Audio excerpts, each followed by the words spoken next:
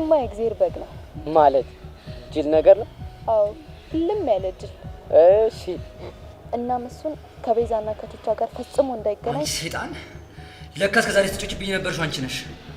ምን መሰለህ ያሬድ፣ ይሄ እኔ እናንተን ለማጣላት እና ቤዛ ያዘጋጁት ሴራ እንጂ እኔ እንደዚህ አላደረኩም። ብቻ የኔ ድምፅ አይደለም ልትይ ባልሆነ። በፍጹም የኔ ድምፅ አይደለም። አንቺ ዝም በይ። ያሬድን በጥፊ መታኝ? አዎ አንቺን ነው። ቆይ ምን በድዬሽ ነው? ይሄን ያክል ምን አድርጌሽ ነው? ጸጋ አመኘሽ ነበር እኮ እንደ እህቴ ነበር የማይሽ። ለምን እንደዚህ ማድረጉ ለምን አስፈለገ? ንገሪኝ ለምን? ወይኔ ብሬ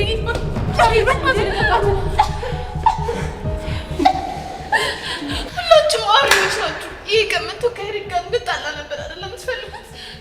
እኛ ከያሬድ ጋር ጠላንሽ እኛ አይደለም የገዛ ስራሽ ነው። እሺ የገዛ ስራሽ እያላችሁ እኔ ላይ ከምትደፈድፉ ይልቅ ምን አለ አንዳችሁ እንኳን ምክንያቱም ብትጠይቁ ይኖሩ። ከያሬድ ለምታገኙ ብር ብለሽ እንደዚህ እንደምትሆኝ ማናቅ ነው የሚመስልሽ? አዎ ለብር ስል ነው እንደዚህ ሆነ የነበረው። ቆይ ለብር ብለሽ እኔ እንዴት ትከጂኛለሽ? እንደ እህቴ ነበር እኮ የማይሽ። ምን ላድርግ ያሬድ፣ እዚህ ምድር ላይ ከሰው ከፍቅር ከሁሉም ነገር በላይ ገንዘብ አቅም እንዳለው አየ እኮ። እንዴት? ብቻ አባቴን ያጣሁት ስራ በሽርቅ አብሮ በሚሰራው በሚያምነው ጓደኛው ተክዶ ነው። ማለት አብሮት የሚነግደው ጓደኛው ቢዝነስን ለማስፋፋት ብሎ በአራጣ ብር እንበደር ይለዋል። እሺ ከዛ ገንዘቡን ከተበደሩ በኋላ የእኛን ቤት በዋስትና ያስይዙትና ብሩን መክፈል ሲያቅታቸው የእኛ ቤት ተወረሰ። የምርሽ ነው ጸጋ? አዎ ሄሎ የምሬን ነው። እሺ ቆይ ከዛስ? በሚያሳዝን ሁኔታ አራጣ አበዳሪ ሆኖ ቤቱን የወረሰው ሰው የአባቴ ሸርክና ወንድሙ ነበር። ምን? የምርሽ ነው ጸጋ?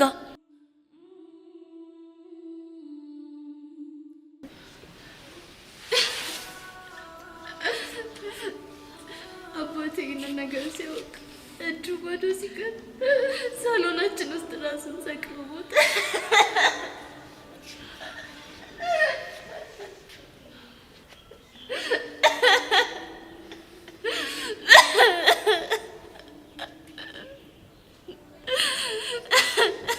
ፈጣሪ አለ።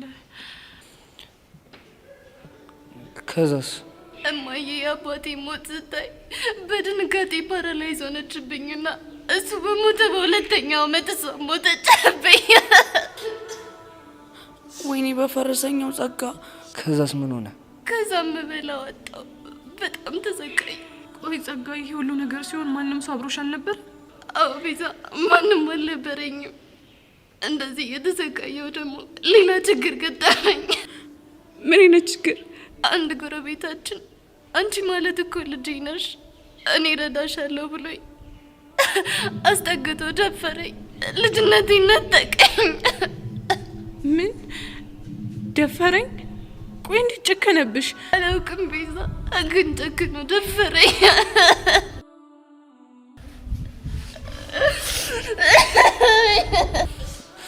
በእናታችሁ ተረጋጉ። ሰውዬ ተናግሬ ይወጣል። እሺ ጸጋ፣ ከዛስ ምን ሆንሽ? ከዛ ጊዜ ጀምሮ የሰው ፍጥረት አስጠላኝ። መኖር ተስፋ ማድረግ የሚባሉ ነገሮች በሙሉ ከኔ ጠፉ። እሺ ጸጋ፣ ይሄንን ሰው ለህግ አሳልፈሽ አልሰጠሽው? አይደለም ለህግ፣ ለአንዲት ሰው ትንፍሽ ብል እንደሚሰቅለኝ ነግሮኝ አስፈራራኝ። ድፍረቱን አጣው። እና መጨረሻሽ ምን ሆነ? በስተመጨረሻማ የማትወደኝና የማልወዳት አክስቴ ቤት ገባሁ። ታዲያ ጸጊ፣ ይህን ነገር እስከዛሬ ለምን አልነገርሽኝም? ምክንያቱም እንኳን መናገር ማሰብም ስለማልፈልግ።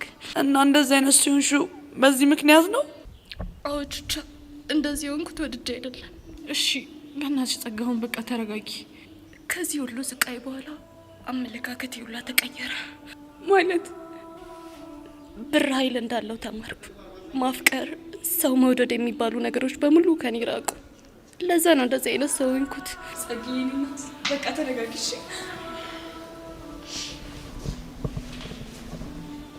ከዚህ በኋላ ማናችሁም ልታገኙ እንዳትሞክሩ። ላያችሁ ላገኛችሁም አልፈልግም። ያሬድ፣ ስለነበረን ቆይታ በጣም አመሰግናለሁ። ጸጊ